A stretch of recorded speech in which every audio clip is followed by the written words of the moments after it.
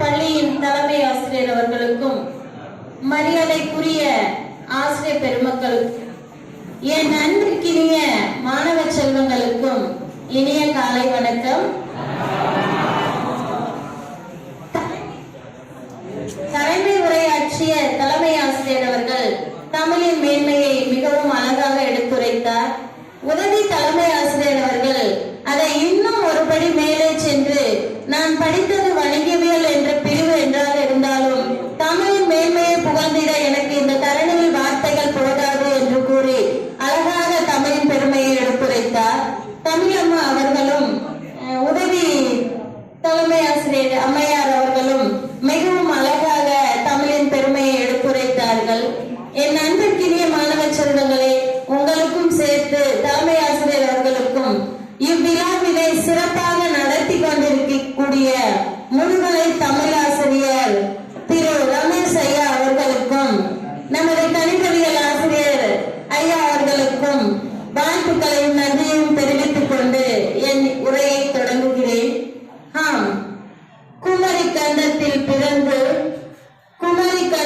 பிறந்து உலகமெல்லாம் தலை தோன்றி உலகின் கடைக்கோடி மக்களையும் வியக்க வைத்துக் கொண்டிருக்கும் மொழிதான் எம் தாய்மொழியாகிய தமிழ் மொழி. இம்மொழியின் சிறப்பை எடுத்து கூற வேண்டுமெனில் இம்மொழியில் உள்ள லகர ஓசையை உச்சரித்து பாருங்கள். ஓங்கார ஓசையையும் அந்த அக்கின் ஓசையையும் உச்சரித்து பாருங்கள். இம்மொழியின் சிறப்பை நீவீர் அறிந்து கொள்வீர்கள். அன்று மகாவிஷ்ணு 3 அடியில் உலகினை அளந்து, அதாவது 3 அடியில் உலகை அளந்து நமக்கு அவதாரமாக தோன்றினார். ஆனால் இந்த உலகின் சிறப்பான செய்திகளை எல்லாம் 2 அடியில் தமிழின் அவதாரமாக கொண்டு உலகை அளந்தவர் நம் திருவள்ளுவர். தமிழின் தொன்மையை நீங்கள் அறிய வேண்டுமா? நம்மிடம் ஒன்று அகத்தியம். இலக்கண வரம்புகளை பற்றி நீ அறிந்து கொள்ள வேண்டுமா? நம்மிடம் ஒன்று தொல்காப்பியம் என்ற இலக்கண நூல். தமிழனின் பண்பாடு, சமூகம், கலாச்சாரம், அரசியல், வாழ்க்கை போன்ற நெறிமுறைகளை நீர் அறிந்து கொள்ள வேண்டுமா? நம்மிடம் ஒன்று புறநானூறு என்று செய்யப்படு. மனிதர்களின் அக வாழ்க்கை எவ்வளவு அன்பு நிறைந்ததாக இருந்தது என்பதை நீங்கள் அறிந்து கொள்ள வேண்டுமா? நம்மிடம் ஒன்று அகநானூறு, குறுந்தொகை, ஐங்குறுநூறு போன்ற இலக்கியங்கள், சங்க இலக்கியங்கள் மனிதனின் வாழ்க்கை எவ்வளவு மேம்பட வேண்டும் என்னும் கருத்துக்களை மிகவும் அற்புதமாகவும் அழகாகவும் எடுத்துரைக்கின்றன. அதே போன்று குறுந்தொகை என்ற பாடல் அழகில் மட்டுமே குறுந்தொகை, ஆனால் நிலத்திலும் பெரிது வானிலும் உயர்ந்தன்று அப்படின்னு இந்த அன்பு நிறைந்த வாழ்க்கையை மிகவும் அழகாக எடுத்துரைக்கின்றது. சிலம்புக்கும் காப்பியம் ஒன்று நம்மிடம் சிலப்பதிகாரம் என்று, மேகலைக்கும் காப்பியம் உண்டு மணிமேகலை என்று, வளையாபதிக்கும் காப்பியம் உண்டு வளையாபதி என்று, குண்டலத்திற்கும் காப்பியம் உண்டு குண்டலகேசி என்று, இவ்வளவு அருமை பெருமைகளை கொண்டிருக்கும் ஒரே மொழி நம் தாய்மொழி. நம் உயர்தனி செம்மொழியாய் விளங்கக்கூடிய நம் தமிழ் மொழி. அவற்றை புகழ்ந்து பாட எவராலும் இயலாது, இப்பிறவியும் போதாது என்று பல்வேறு புலவர்களும் பாராட்டி மகிழ்ந்து அகமகிழ்ந்து சொல்லக்கூடிய ஒரே மொழி நம் தாய்மொழி. இவ்வுலகில் கிட்டத்தட்ட 3600க்கும் மேற்பட்ட மொழிகள் தோன்றியதாக செய்திகள் உண்டு.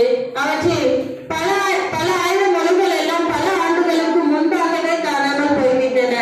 ஆனால் இன்றும் கன்னித் தமிழ் என்று தலை நிமிர்ந்து வாழக்கூடிய மக்களின் தாகத்தை தீர்க்கக்கூடிய தவ மொழியாக விளங்கக்கூடியது நம் தமிழ் மொழி. இன்று நம் தமிழ் மொழியை உயர்தனி செம்மொழி என்று 2004ஆம் ஆண்டு அக்டோபர் 12ஆம் நாள் நம் மொழியை நமக்கெல்லாம் ரொம்பவும் பிடித்தமான ஒரு குடியரசுத் தலைவராக இருந்தவர், எளிமையும் தோற்றமாக இருந்தவர் APJ அப்துல் கலாம். இளைஞர்களின் ஒரு உணர்வுக்கு உரமாக விளங்கக்கூடியவர். அவரை நம் தாய்மொழியை செம்மொழி என்று அறிவித்தார் என்ற செய்தியை நீங்கள் எல்லாம் அறிந்திருப்பீர்கள் என்று நினைக்கிறேன். அதை விடுத்து இம்மொழியில் இல்லாத செய்திகள் எதுவுமே கிடையாது. பாரதி ஏறத்தாழ பல மொழிகளை கற்றவர். தமிழ், ஆங்கிலம், சமஸ்கிருதம், லத்தீன், குஜராத்தி, மராத்தி என்று பல மொழிகளை கற்றவர். ஆனாலும் அவர் பாடிய அந்த பாடல் வரிகளை நினைவு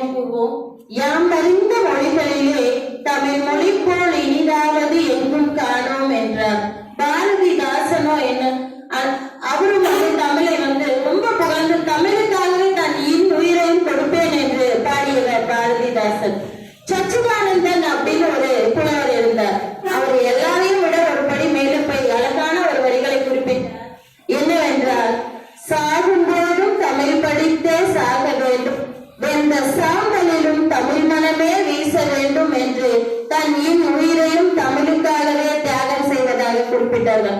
இத்தகைய சிறப்பிற்குரிய மொழி நம் தமிழ் மொழி. நம் தமிழ் மொழியை நம் புலவர்கள் மட்டுமே பாராட்டினரா என்று கேட்டால் இல்லை, அயல் நாட்டவரும் புகழ்ந்து போற்றக்கூடியதாக விளங்கியது நம் மொழி. கால்வெல் போன்ற அறிஞர்கள் வெளிநாடுகளிலிருந்து வந்திருந்தாலும் நம் மொழியின் சிறப்பை மிகவும் சிறப்பித்து போற்றினர். கால்வெல் ஐயா அவர்கள் உலகில் உள்ள பல மொழிகளை, திராவிட மொழிகள் பற்றி ஆய்வு செய்தவர். அவர் திராவிட மொழிகளின் ஒப்பிலக்கணம் அப்படின்ற ஒரு நூல்ல தமிழை விட சிறந்த மொழி எதுவுமே இல்லை, கல் தோன்றி மண் தோன்றா காலத்தே வாழோடி முன் தோன்றிய மூத்த குடி என்று இவ்வுலகம் தோன்றுவதற்கு அடிப்படையாக ஆதியாக இருந்தது தமிழ் என்று மிகவும் அழகாகவும் அற்புதமாகவும் வரையறுத்து கூறியிருக்கிறார். அது மட்டுமல்ல, அறத்தின் செய்திகளை நம்ம திருக்குறள் வழியாக நிறைய செய்திகளை பார்க்கலாம். விருந்தோம்பல் அப்படின்றது நம்மளுடைய தமிழ் பண்பாடு. தமிழ் பண்பாடு அப்படின்னு சொன்னாலே நம்மள என்ன சொல்லுவோம்னா விருந்தோம்பல். விருந்தோம்பல் என்னன்னா, விருந்தோம்பல் என்ற சொல்லுக்கு என்ன பொருள் தெரியுங்களா? சொல்லி